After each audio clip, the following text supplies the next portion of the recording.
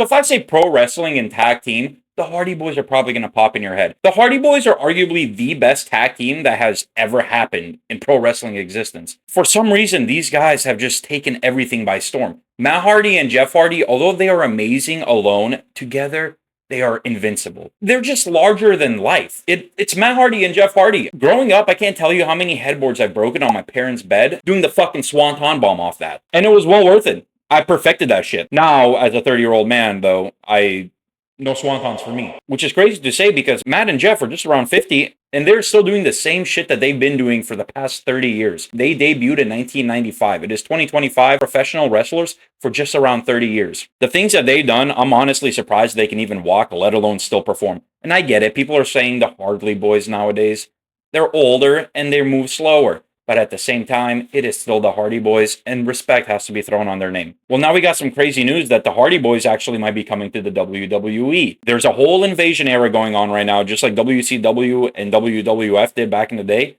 Now it's NXT and TNA. We already had a couple superstars from TNA come to NXT. Matt Cardona, Moose, Eric Young, just to name a few. And then Shawn Michaels was telling TNA that you better watch your backs because I got a lot of people from NXT coming your way. Now, maybe they interfere for one of the Hardy Boys matches. And this would spark up a feud between the Hardy Boys and NXT. The Hardy Boys have already shown up to NXT once before. But I think if they do come back yet again, this might be their last run. And if it is their last run, it kind of sucks. It's one of those things where, don't cry because it's over, smile because it happened. I mean, these guys have just been so over throughout the years. They actually tried to make them a heel a long time ago in the WWE when they were the Brood. They had that whole vampire stuff with Gangrel and it didn't work. I mean, people still cheered them on. They were supposed to be heels and Gangrel was supposed to be just talking on the mic and Matt and Jeff were supposed to be dark and sinister. It didn't work. The crowd still cheered for Matt Hardy and Jeff Hardy. So they quickly scrapped that after a month and just gave them back the Hardy Boy title. Eventually, they split up in 2002. Matt Hardy did his whole, Mad V1 gimmick, and Jeff Hardy was Jeff Hardy. Eventually, they both left the company, and Jeff Hardy went on a solo run in TNA.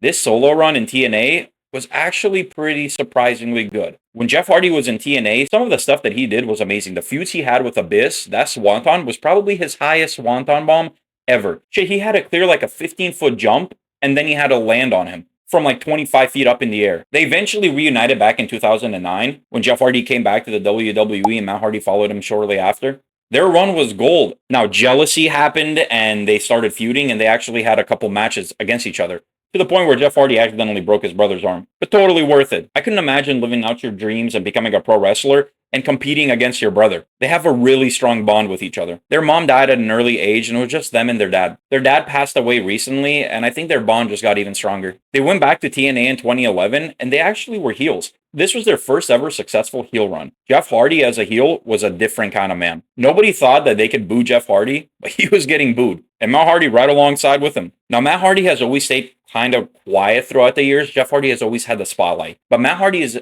arguably the better actor, and he's better on the mic, and he has better gimmicks. Jeff Hardy has pretty much just stayed true to himself, and he's just been the rainbow-haired warrior. It worked, and it stuck. But Matt Hardy came up with a crazy gimmick called Broken Matt. A lot of people did not like this at the beginning. Everybody thought it was kind of bullshit, but then they gave it a chance. And then they saw that the gold that Matt Hardy is. He completely renovated the Hardy Boys. Broken Matt Hardy, Broken Matt, and Brother Nero.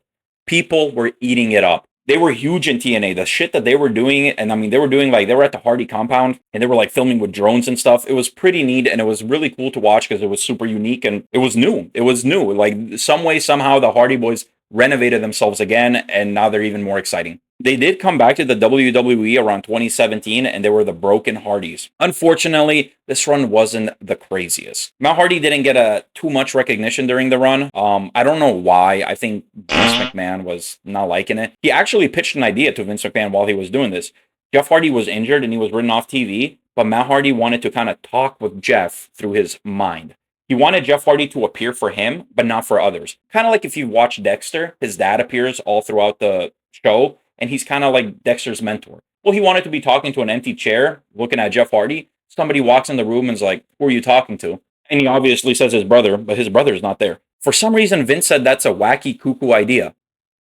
Vince is fucking insane. I don't know why he said that. I think a lot of people would have loved this personally. And for Vince to say it was cuckoo, this guy came up with the craziest gimmicks and the craziest shit. If this was like 15, 20 years ago, I think he would have gave them the green light instantly. Vince came up with The Undertaker, a dead man, and his brother, a pyromaniac. That would have never fly today. A spooky guy pretending to be dead and a monster who likes fire. But the broken mat gimmick was great. But like I said, their return in 2017, it wasn't the best. They did win gold and they did capture some cool things. And eventually Jeff Hardy was in a Hell in a Cell match, his first ever against Randy Orton. But they were still not utilized to their full potential, I believe. At the end of the day, I thought the Hardy Boys deserved a little more respect than they were given on their last run, especially since they're older and they're clean. They're clean and sober. Throughout their wrestling careers, they have struggled a lot with substances. Jeff Hardy mainly, but Matt Hardy was just as bad. He just kept in the shadows. He just played it off very well. Jeff Hardy was his own worst enemy in like 2007, 2008. He was bigger than Obama. He was set.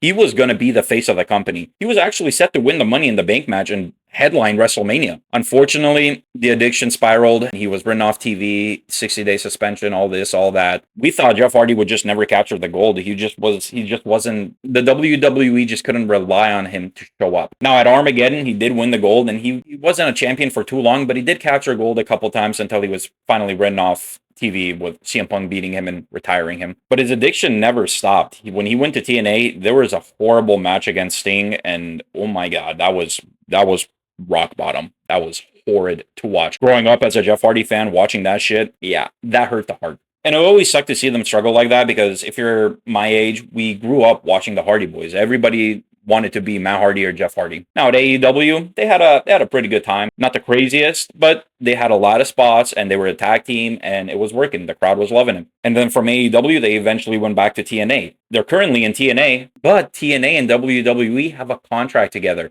TNA superstars can come to WWE and WWE superstars can come to TNA. So if they're this close coming back to the WWE, I don't think they're going to be in TNA much longer, especially with this invasion. Jeff Hardy was already given the opportunity to join the WWE Hall of Fame, and he deserves it 100%. They returned to the WWE in 2017. Eventually, they both left the company and they went to AEW. He did go on to say he is not going into the Hall of Fame without his brother Matt. And at that time, Matt was already out of the company, so Jeff Hardy told him, I'm going to wait until we're both back in the company and then we're going to go in the Hall of Fame together. And they both have gone on to say that they want to retire in the WWE.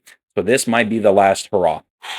I'm going to try everything in my power not to cry when that happens. It's crazy to think how much a wrestler can influence somebody growing up. The Dudley Boys and Edge and Christian were already in the Hall of Fame. So Jeff Hardy and Matt Hardy are the last of that era that need to go in as a tag team. I'm excited to see what this is going to bring to the table because NXT and TNA right now are cooking. The Invasion storyline is just going to get better. And I just can't wait to actually see if the Hardy Boys come back or not. It's going to be bittersweet, but at the same time, it's the Hardy Boys and it's going to be worth the watch. It's going to be a roller coaster. It's definitely going to be a roller coaster when they come back.